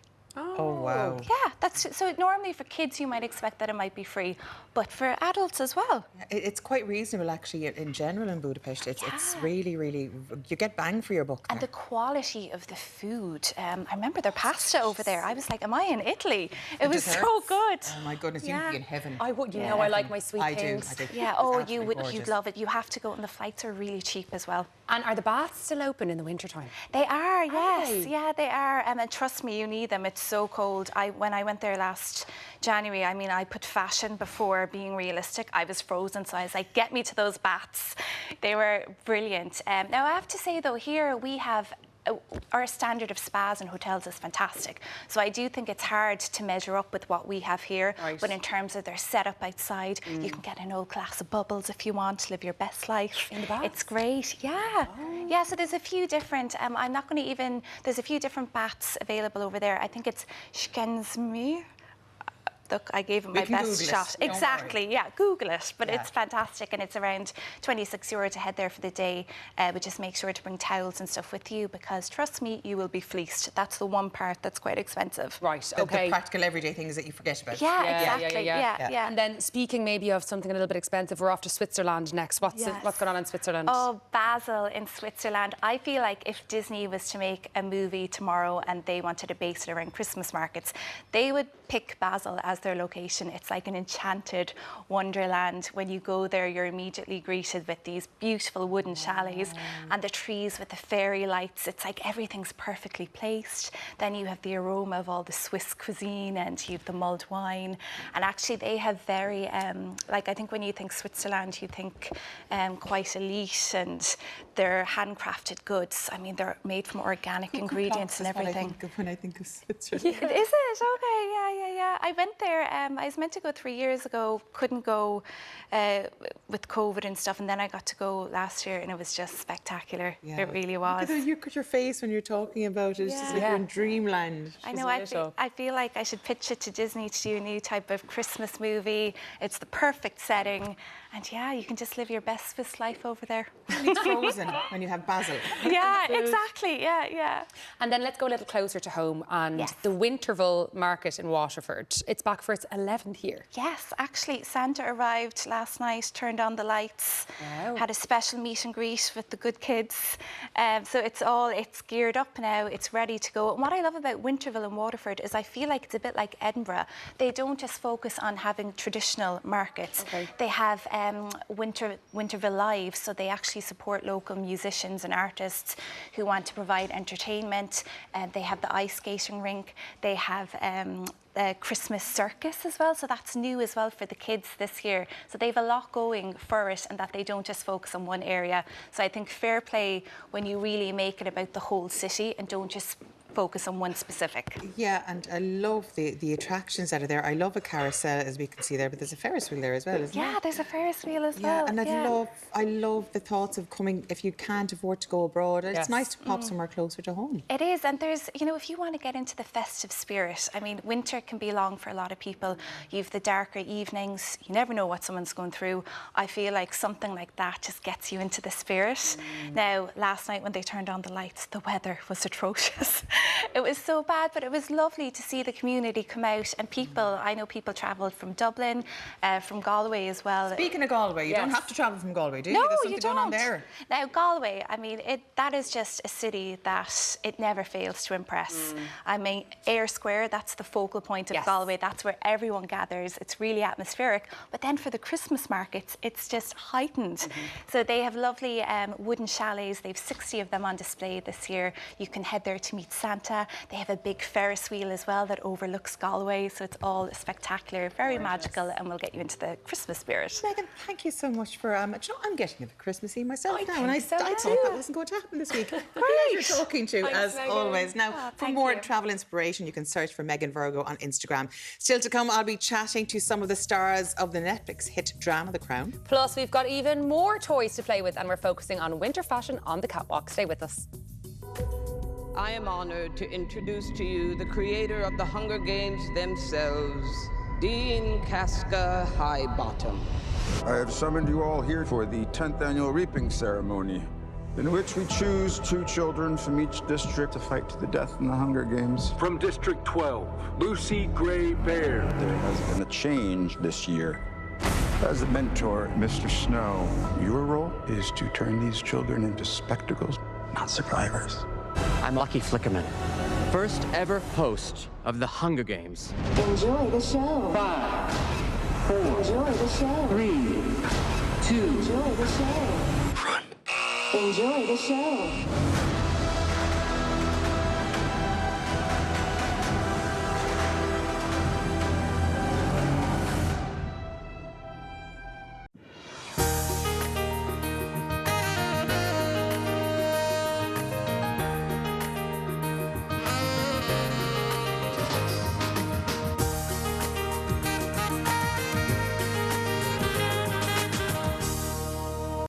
Now we'll take a final check on your morning paper, starting with the Irish Times. It leads with hopes rise that the last Irish citizens can leave Gaza. The paper reports that Taoiseach Leo Varadkar has pressed the International Red Cross to help in the case of kidnapped Israeli-Irish girl Emily Hand as diplomats work to complete the evacuation of Irish nationals and dependents from Gaza. The front page of the Irish Independent carries the headline, "Homeowners in line to save hundreds as interest rates tip to fall." The paper reports that hopes have been raised for a large cut in European interest rates next year, offering major relief to mortgage holders and people looking to buy a home. Over to the Irish Examiner, which leads with dream daughter Aisling, 1 in a million. It platforms the family and friends of Aisling Murphy as they recall the light which the school teacher had brought to their lives following yesterday's sentencing hearing for Joseph Pushka. On to the tabloids now, and the Irish Daily Mail headline reads, "Because of you, I will never marry my soulmate." The paper cites the partner of Aisling Murphy as saying she was everything to him and that all their plans for a future were gone forever at Pushka's hearing yesterday. The front page of the Irish Mirror also leads with Pushka sentencing, writing, "Take him away to hell." The paper writes that Aisling Murphy's partner told Joseph Pushka he was the epitome of pure evil. On to the Irish Star now, which opens with "May you be in hell." The paper also discusses Pushka's sentencing, writing that in addition to her partner, Aisling Murphy's sister and mother both gave harrowing victim impact statements in front of Pushka as he was handed down a mandatory life sentence in court yesterday. The Sun's headline reads, "I begged Aisling not to go." The paper cites Aisling Murphy's mum as saying she begged her daughter not to go running along the canal on the day she was murdered. And finally, the Herald goes with the front page, "Because of you, I'll never get to marry my soulmate." The paper quotes Aisling Murphy's partner, writing, "You have no idea what you have stolen from us." Now, the texts have been flying in from you this morning, and earlier on we were talking about phobias and the fears that people have. What your fear is of waxworks? Waxwork figures, yeah. This is an interesting one, and I've heard of this quite a lot, actually. The fear of small holes is common, as my sister-in-law has it, but I never understood what's scary about tiny little holes. That's it, like honeycombs, little, and you know, those things on maybe the bottom of a hairdryer or a Dyson or things like that people are scared of. I must get the name of it. I know the name of it. I'll ask them to Google it for me there in a second, because I covered this before, but a lot of people, our producer's got a fear of it. My old producer had a fear of it. It's mad. Is it like a texture thing, I think? It's the visual thing. It's just like, ooh. Okay, we'll have to ask. Trypophobia. Yeah. That's it. Oh, trypophobia. And a fear of clowns is very understandable. Have you seen them? That's fair enough, Peter. Do you know what? Fair enough. Yeah. Cluder or coulrophobia, I think that is. Yeah. And then Joey texted in, ever since I watched Blackfish, I've said my biggest fear is orcas and killer whales. My wife asked me for it, but I tell her to watch the documentary as they're terrifying. But do you know what? The only instances of orcas and killer whales killing people is when they're in captivity. There's no cases of it in the wild happening. Orcas are capsizing an awful lot of boats, actually, at the moment. There's a pod of them terrorising yachts or boats or somewhere around the... I swear to God, they just keep trying to capsize them. But maybe they're doing it for the crack. Well, honestly, there's no instance of them killing or attacking people in the wild. It's just when they're in captivity and they're just desperate. Oh. Yeah, well, maybe they just don't like boats. That could be it. And I never knew orcas are actually dolphins. They're from the dolphin family, not the whale family. So they're mammals. I'm not entirely sure. Dolphins are mammals. Right, we'll have to check that. We'll have to check that as well. Another texter, Killian to host a toy show, says Emer. He was barely explaining. He was just playing with them. Great crack. It was very funny. He did explain them a little bit. Yeah. He did. Yeah. Well, we helped as well. And Paula texted in saying, Elaine's little pet will be the toy of the season, I say. Good luck getting it back off her. I'm surprised you don't have it on you right now. I have to give it back because we're giving them away to one lucky viewer, which we'll tell you more about a little later on the show. I do want to keep it, but you know. Yeah, she's devastated. Devo, I am. She's very attached to her little purple pet. Now, coming up, I've got an audience with the Royals. We'll be chatting to the cast of The Crown after this.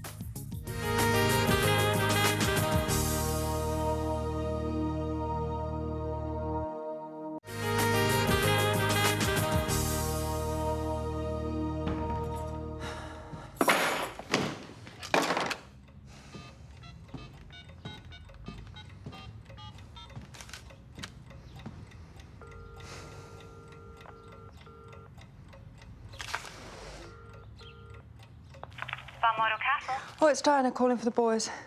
You've just missed them, ma'am. The princes waited for your call, but have gone back out again. I'm so sorry, ma'am. Maybe try again at dinner time. All right, thank you. Thank you. Thank you, ma'am. Goodbye. Hey, very welcome back to Ireland AM. Now, after years of scandals, speeches and stylish princesses, Netflix's The Crown is finally coming to an end with a two-part final season coming out over the next month, depicting the final days of Princess Diana and the immediate aftermath. Joining us now to chat about these new episodes are Jonathan Pryce, who plays Philip, Elizabeth Debicki, who is our Princess Diana, and Khalid Abdallah, who plays Dodi Fayed. Thank you all for joining us on the show today. I'll start with you, Jonathan. You're the third actor to play Philip in this series after Matt Smith and Tobias Menzies. Is there a sense of kind of trying to create a complete arc across all of those three performances? Looking at him as a character on a page, the character develops. You learn new things about Philip. But I think whereas Philip in season 5 had been very proactive, season 6, I think he's a little more reactive. Especially, you see the family's reaction to the death of Diana.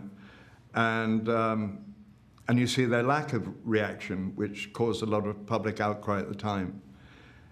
Elizabeth Diana is such an icon who has been played by so many actresses, including Kristen Stewart, who was nominated for an Oscar for playing the part in Spencer 2 years ago. What was your inroad into the character?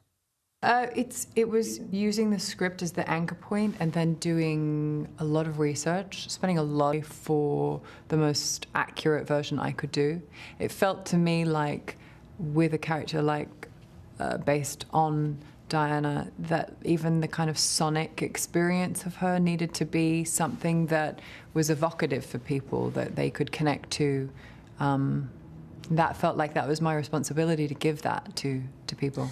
Khaled, Dodi Fayed is a huge part of Diana's life, especially in this part of the story, but he's possibly the least well-known part of this story. Were you familiar with him before taking on the part? I mean, I was like everybody else. I was someone who knew pretty much nothing about him. I mean, actually, from the moment they died, I remember that my decision was that I was going to avert my gaze. Like, I kind of felt like it was too much what was happening, and I kind of... but when I was asked to come and audition or meet Peter at the difficult stuff that maintains relationships. What kind of research goes into playing such a relatively unknown figure when you compare them to Philip or Diana? The Crown has an extraordinary research team who are absolutely fundamental. I mean, it becomes more difficult and more amazing what they do at some levels. I mean, it's both ways. But when you're dealing with a character or person for whom there's less available, right? But for me on that journey, there were key moments and key things that, boom, tethered me. They give me what I need. One of those, as you mentioned, was the voice, right? What did he sound like? You know? Did he sound like me? Does he sound like his father? Does he sound like someone brought up in this kind of school or that kind of school? And it was right before the first read-through, and it was when I first contacted, and I was like, please, I just need anything. Do you have anything? And there was this one piece of footage where he calls in to Larry King with Burt Reynolds being interviewed to ask Burt Reynolds to do an impression. And in those 17 seconds, you hear.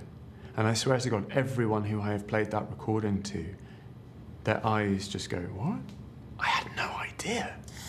Of course, Jonathan, the elephant in the room is that the new series of The Crown is the first filmed after the death of Queen Elizabeth. Did that make much of a difference, even just to the atmosphere on the set?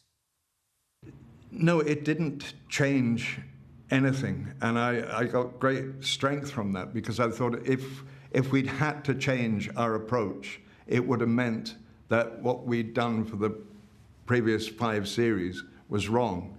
And we were still dealing with her with as much respect and dignity as possible. I mean, you always got in the back of your mind that she's gone, she's passed. And what you're also thinking is, well, the next time the audience see The Crown will be the first time they'll have seen this depiction of the Queen again. And, you know, you don't want to be too pompous about it, but you hope that if people who are upset by the death would find comfort in seeing The Crown again. But it's, no, it just meant we dealt with that and the whole issue the same way as we'd always done. So much goes into the costumes, the makeup, the hairpieces when playing Philip. Does that help you kind of get into the mood of playing him? No, it does help, because you know, when I've said before about my fear or trepidation about taking on the character, there was nothing like him. But once, I remember the first time because all the suits are tailored and handmade, the shoes are handmade, and they are nothing like I would ever have. And they're very beautiful. And you put the wig on. And I remember the first time looking in the mirror, and although I wasn't looking at Prince Philip, but I wasn't looking at me. And it's interesting, when I watch episodes, I don't see me, I don't recognize me at all, which I think is quite valuable and interesting. As viewers will know by now, the 3rd episode of this new season depicts the day leading up to Diana and Dodi's fatal crash. Elizabeth, I need to ask you, what was that like to shoot? Because it feels almost like a horror film to watch. Yeah, it was, It was really harrowing and really relentless, especially because we probably shot that episode over the course of a month and a half. So it was, you know, there were days where I was coming to set and looking at Khaled and sort of thinking, how do we go back here? How do you know? And it was sort of like being in a funny sort of cycle that we couldn't escape. But again, I think when things are really difficult in a shoot as an actor, you always have the choice to just sort of let it inform your performance, and I think that's what we did. We just lent in and started working from that more unconscious place, I think, in the characters. But but yeah, it's that episode for me, doing it and then watching how it's been edited, and it's like it has this kind of really sickening sort of accumulative experience to it, and there were moments within the scenes that break that pressure cooker, and they were the scenes that I would really look forward to shooting. But the sort of the rest of the material was pretty harrowing to shoot. Prior to that horrific sequence, you get to film a lot of this season on a gorgeous scenic boat over Saint-Tropez. Did that feel much like a holiday, or were you very bogged down on what was to come? Yeah, we had a lovely time, yeah. And I was really determined to have a lovely time because I think I knew what was, me, the actor brain, knew what we were sort of heading into. But also on a character level, it was really important to me that we feel that the beginning of those few weeks was really joyous, not without complications, obviously, with the media and the boys not, sort of struggling, understandably struggling with that media presence. But it was really important to me to have the audience have a sense that it was a really nice time, and really for me playing episode 1, it was always sort of the story of a mum just trying to make sure her kids have a lovely time on a holiday. Thank you all so much for joining us. Part 1 of the final season of The Crown is available to stream now, with the rest of the episodes dropping on December 14th, only on Netflix. We'll take a quick break. See you back here in 3.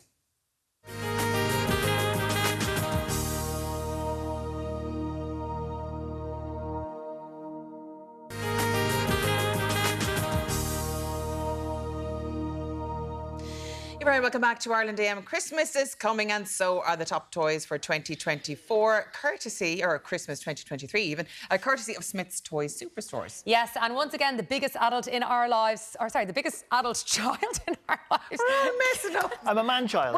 We're so excited about the toys, we're making things wrong. But Cillian O'Sullivan, you're back for round 2. What have you got for us this time? So this time around, we're going to start with this bracelet maker. Now, I know in your younger years, you were quite the fashionista. Yeah, about 6 months ago. Could have been a fashion designer, a jewellery designer. Yes. This is for you. So you get all these little hang on a second. Our Furby's going a bit mental. We'll go to the Furby in a little bit. We'll go to the... So you stick the beads on, right? And you assemble the bracelet. As you can see, I've done a beautiful job. Look at this. Okay, look at look how premium that looks. Well, very high end. I could see that at a Taylor Swift concert. Well, this is it, right? Now, you've done this. It's stretchy elastic. And then this is how you actually transform it into a bracelet. Are you ready for this? Okay. Look at that. And that is... It matches your jumper. It does match my jumper. That's I actually really like that. Primo stuff. So this is great. $23.99. You get a ton of beads and elastic bands, so you can make loads of bracelets and give them out on Christmas Day to all the cousins and aunties and uncles, and everybody can be sporting bespoke bracelets. So this is really cool. Again, under 25 quid, so it's a great price point for that. And I think the creative toys are always great, because they keep little ones busy for a while. Yes. I think gives the adults a little bit of a break. Yeah, that's important on the day. This Furby is back. Oh. So this is the interactive tie-dye Furby, right? And the Furby is this interactive toy, and the more you play with it, the more it learns and grows and gives back to you. And wake her up now. Come on. You've been all morning been chatting away. Yeah, you're so calming, Elaine. That's what it is. You're babies as well. That's great. So again, Furby's a huge hit. And when I had this backstage, all of the girls from fashion, everyone that passed by were like, "Oh my God, a Furby!" Yeah. So this is like a throwback to if you had one of these, 20 years ago when they were first out. That's what I was going to ask. When did they first come out? The late 90s, 98, 99, the 2000s. They were impossible to get. Yes. They were going for stupid money. Yeah, and in the first 3 years of production, I think they sold 40 million units. Crazy sort of figures. But yeah, it is something that is going to give you hours of entertainment. And if you're a little kid who wants a new best friend, something like this is perfect. And is there a difference between this Furby and the Furby of yore? That is a question that I will have to ask my elves. Do you know what? I remember the Furbies of York, even though it was 25 years ago. The lights are different. They didn't have the ear lights, but they actually do a lot of similar things. Yeah, and they have their own language, Furbish, and this is the idea that you... Oh, that's a minority language, isn't it? It is, yeah, of course, yeah. I don't think it's on the Leaving Cert, is it? No, not yet. But maybe next year. But yeah, these again are just something that it's just... Oh, it grunted me. And like when you look, you can feed it, and it... And it makes a little sound. Let's see. Yum, yum, yum, yum, yum. Very cute little thing. Yeah. That's $79.99, so just under the €80 price Fabulous. point. She needs a from Spitz. toner in the hair, but anyway, we'll let her have Yeah, her it. roots are coming up a little bit. Yeah. So now we're on to the Our Generation doll. This is Ava. Now, Ava is, let me get her now, a doll that little girls and some boys are going to love playing with, and lots of little outfits, great outfit changes, really easy to change the outfits. You can see in the shoes, the back of the heels are open, so easy to get the stuff on and off, and you can dress them up and play with them and plait her hair, little accessories, sunglasses. You can do their hair and take them anywhere. Is that what you're trying to say? You can do their hair and take them anywhere, yeah. So this is Our Generation, the doll Ava. This is $32.99.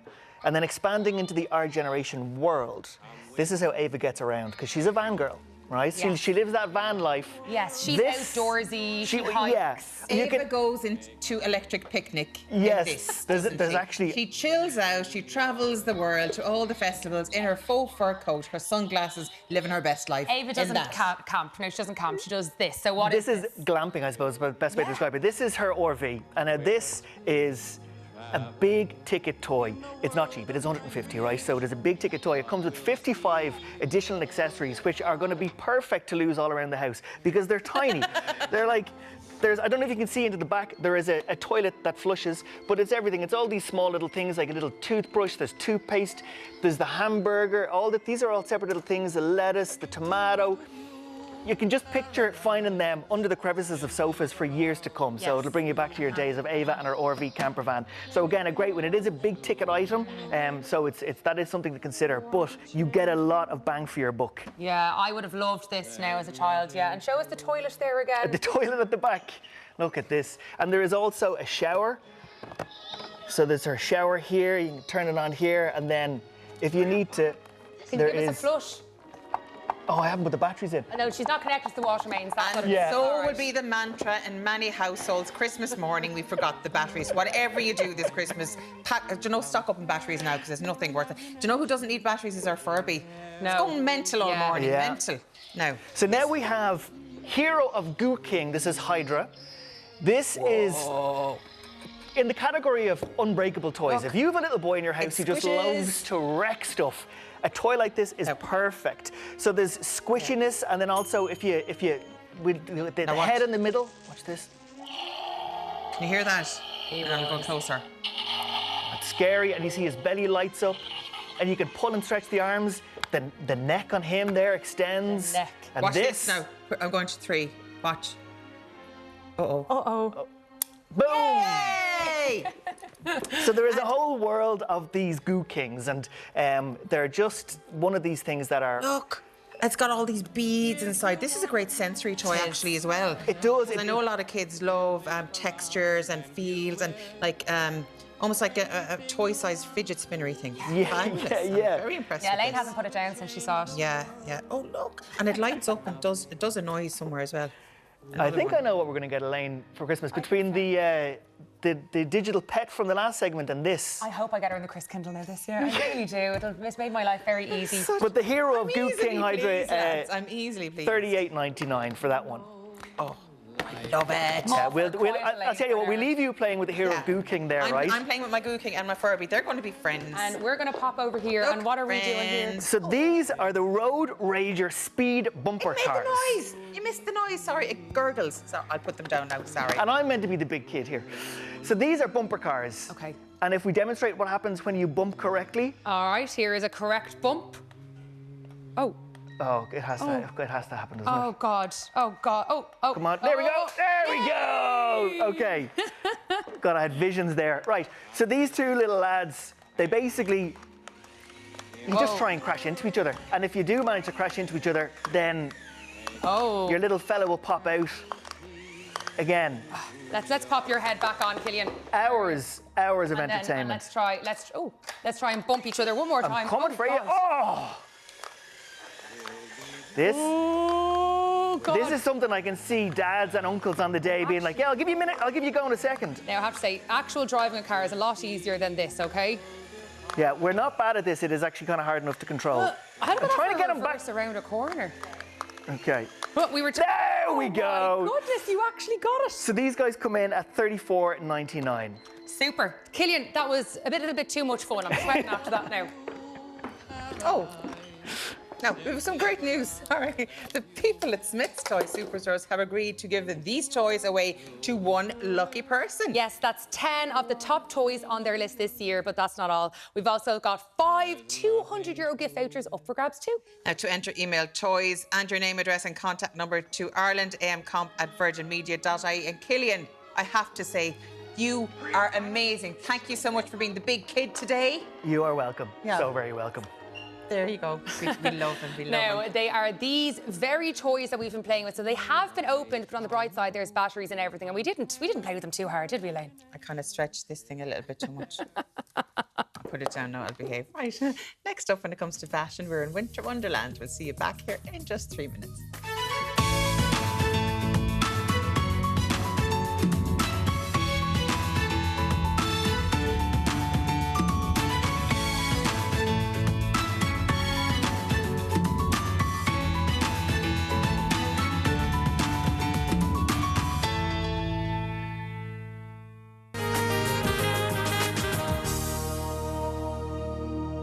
You're very welcome back to the final part of Ireland AM this morning. The days are definitely getting colder, which means it's time to add more layers to our wardrobes. Stylist Roz Lipset is here with some winter inspiration. You're very welcome, Roz. How are you? Hi, great, thank you. How are you today? Great. And so we're looking Winter Wonderland Narnia vibes today. Is that right? We are all about the faux fur, the sequins, the glitz, the glam. The weekdays and the weekends might be getting darker earlier, but that doesn't mean our fashion has to. So we have a gorgeous canvas of beautiful outfits today. Let's have a look at Sarah here. We are introducing now all the sequins and the sparkles and the faux furs. So we're going to start off from head to toe. Brilliant. So this full look is from Fee & Co Boutique, and that whole Narnia is like so, wearing headpieces and really adding, so many pieces from head to toe, like a Christmas tree, topping yourself off. This is a gorgeous headband, and it complements the jewellery here. All our jewellery today is from Melissa Curry. She's an amazing Irish designer, and she's well known here in Ireland. She has been on the scene for about 20 years, and she also has the Love Pogue range that we're seeing here that is available at lovepogue.com. It is a gorgeous range that actually dedicates part of their profits to mental health. Brilliant. So it is, it's a really, really gorgeous brand, and again, really, really nice quality. Now we're going on to this outfit. It is from Fee & Co Boutique. They are in the Swords Pavilion and they're in Portmarnock, but they're also available online at feecoboutique.com. And we are looking at this gorgeous, luxurious faux fur. This is we're seeing all the faux furs in again, and I'm actually here for it. I'm loving the glitz and the gab. Totally, because it just makes your outfit as good once you throw a big furry fur coat on, Yeah, you just feel so elevated. And I think it's really nice with all the sequins and the sparkles. We've added loads of different textures here, from the faux leather skirt. This also comes in denim. Yeah, I love this. Yeah, it's fab, isn't it? And I think it works so well in your wardrobe. It could be a really good basic with a pair of boots or with a jumper. It could be casual, it could be dressy. Yeah, I love a versatile piece like that. Here we've really glammed it up. And the rings are actually, they're also from the brand, they're melissacurrypogue.com, and they're actually anxiety rings. So if you're like a nail biter or something like that, you can fidget with them. Yeah, you can fidget with them. And that's a sensory kind of thing. Yeah, exactly. You can kind of turn them around. Everyone's going to be buying them now leading up to Christmas. And then we have the gorgeous heels as well, a classic pair of black quartz. You can't go wrong. A really, really good price point as well there. So I think this is a really fun look to get us started in that Narnia Christmas Chronicle vibe. Now we have another really glam look, and we have Yumiko here, and we're going to start off with the earrings again from Melissa Curry. So this is her designer range. She is in stock. It's nationwide, from Curated in Kildare Village and Calloo in Naas, and online at melissacurry.com. These are all handmade pieces. They're all gold plated. Some of the price points are a little bit higher, but then they're also really accessible from the Pogue range, and they're absolutely gorgeous, really statement. Now we're going on to this beautiful beautiful outfit. This is from Pamela Scott. Pamela Scott are an iconic Irish brand. They are. They have 24 stores nationwide, so really, really accessible. And their price points are very good. They're also available on pamelascott.com, and I adore this coat. It's so warm. It's just so luxurious looking. It looks expensive. Do you know that? Yeah. It does. Like, it really looks luxurious. Yeah, and it's almost 2024. No one's wearing real fur anymore. No, so of course we not. still love that whole luxurious faux fur look. And we've teamed it here with this gorgeous dress. This also comes in black. It's got the lovely, short sleeve, cap sleeves, and it's got a little button detail at the back. It is zip at the back also, so really, really comfortable. This will definitely take you far in your Christmas parties, your Christmas day, and it's got that gorgeous icy royal blue that we're seeing. Well, you mentioned Narnia earlier. Obviously, they have an ice queen, and here's our ice queen here, I think, in that Guna. Yeah, and then we have a gorgeous little clutch bag here to add to the sparkly element, along with the beautiful bracelet that has the Pogue classic kiss symbol. Again, gold plated with a little bit of a sparkle. Now let's talk about the shoes. Yes, as if you didn't have enough sparkle. I know. I just thought, like, let's deck it all in, you know. Never enough. So these are so fabulous. They, have a gorgeous dainty heel on them, so they're not too high. A beautiful pointy toe, and then a clasp around the ankle. Really glam, really bling, and a really good price point as well. I like them. Yes. Now on to Jessica. Wow. We have another super glam. This is almost like, Gatsby inspired meets Narnia. It's very glam. I love the choker. It's so disco. And we're going to start again with the jewellery. This is from Melissa Curry, and then the necklaces are from her Pogue range. Again, just beautiful little dainty, intricate pieces. They all have so much meaning and symbolism behind them. So a great gift idea as well come Christmas. This is such a fabulous coat. I love all the creams and the whites for that winter it's giving white polar bear. look. I love it. Oh, I love it, giving polar bear. And again, this outfit is from Fee & Co Boutique, and we went all out with the accessories. So this dress is really nice, and it does actually come belted. We saw it earlier. But we added on a little belt here because, it's really fun. You can really vamp up an outfit, cinch in your waist by adding in something as simple as a belt. This is a great price at €20, and it does really elevate the look. Then we have gone onto this gorgeous sparkly bag. Again, another clutch bag here. Perfect for your festive season, all your bits, your phone, your lipstick, all your makeup. And again, really elevating the look because we are sparkling right through January, right? Everyone got that memo?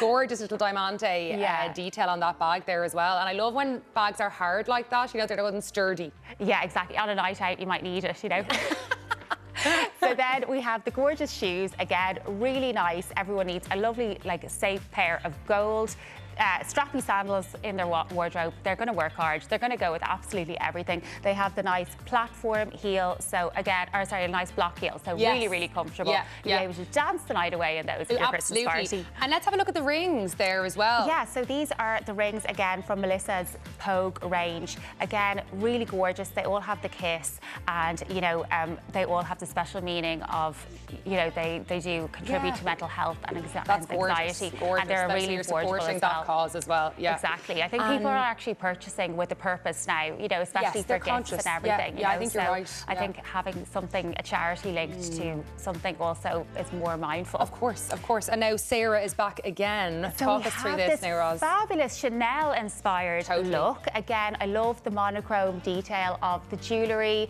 from Melissa Curry. They have the big statement earrings. That is what she is known for. And these would be all handmade and very much designer. Michelle Obama has worn her pieces. The royals have worn her pieces. She's internationally well known. And, if you're buying one of her pieces, you'll know that it is handmade. Now we're going on to this gorgeous look from Pamela Scott. It's very Chanel inspired. We're seeing all the tweeds and the textured cardigans coming back in, and I am here for it because it'll never go out of fashion. It's so classic. I love the gold buttons, and then, the whites and the gold weaved through. And now underneath, Sarah is wearing this beautiful two-piece. Again, it's like a co-word, and it has this gorgeous gold buckle detail in the trousers, Sarah, if you don't mind just showing us there a little bit. Oh, lovely. So this is a really, really nice, comfortable black kind of suit. It's got a short sleeve. It goes up to a size 20. Okay. And great inclusive range. It is, and it's also comfortable. So for the girl that doesn't want to wear the sparkly dress, I've included this because, some people just like the more understated look. A gorgeous straight leg pant. It's got a lovely stretchy material as well. And then we'll go on to the sparkly shoes to add a little bit of the sparkle. Again, we have this gorgeous kind of like weaved look on the shoe. Yeah, a nice heel, gorgeous. really sparkly, at a good price again there at $39.99 to finish off the look. Perfect. Thank you so much, Sarah. And Roz, thank you so much for those gorgeous looks. I'm ready to go to the wardrobe and find Narnia after that. Thanks a million. Earlier on, we baked up a zesty lemon cake in the kitchen. Here's how we did it.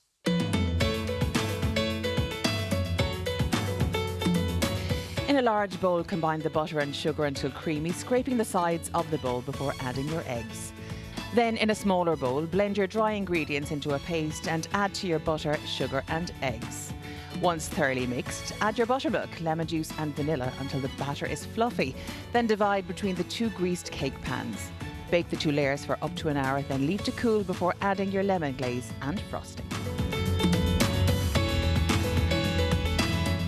Coming up on tomorrow's show, he stunned and stupefied everyone from Woody Harrelson to Nicole Scherzinger. A mentalist and professional brain hacker, Keith Barry, is dropping by. And the funny man who traded radio for Panto, Bernard O'Shea, will be talking all about his new calling and why he thinks more men should open themselves up to the world of makeup. He's the man with the golden trumpet, yet musician Johnny Carroll will be telling us about celebrating 67 years in the business. All that plus an I'm a Celeb preview, and we'll have Jewel tones on the catwalk. Sundays R&AM is live from 9. We were talking... oh, actually, don't forget, if you want to win the Smith Toys Superstore's toys we played with, or one of 5 €200 vouchers, email toys plus your address and contact number to irelandamcomp@virginmedia.ie. And I am not actually... The poor Furby had to stick under the cushion there because he wouldn't shut up. But you're not keeping him, are you? No. But if you put it... Went to sleep. Oh, Furby just had weirdest dreams. Furby was small, fuzzy creature with glowing ears and... Wait a minute! Oh, he's just the cutest thing I've ever seen in my life. I'm not able, like, I find it... I don't know why. He's making me broody almost. Almost. Lovely, lovely, lovely. I think this is making me very happy. Furby got lots to say about that. Well, we have a look at some text that came in anyway before we head off for the day. So we were talking earlier, Elaine, about... OK, come on, back to sleep with you. We were talking about fears, and someone texted in saying their fear was of orcas. Oh, the poor Furby. It's a toy. Oh, right, sorry. So someone texted in and said they had a fear of orcas, and we were discussing orcas, and you said they're related to... They're from the dolphin family. Yes, they are, and they are mammals. We were checking earlier, and someone's texted in and said they have never killed a human in the wild, just incapacitated, so they're very, very safe. So we just wanted to protect. Back to the Furby. Back to the Furby. See you guys. Slán, have a great weekend.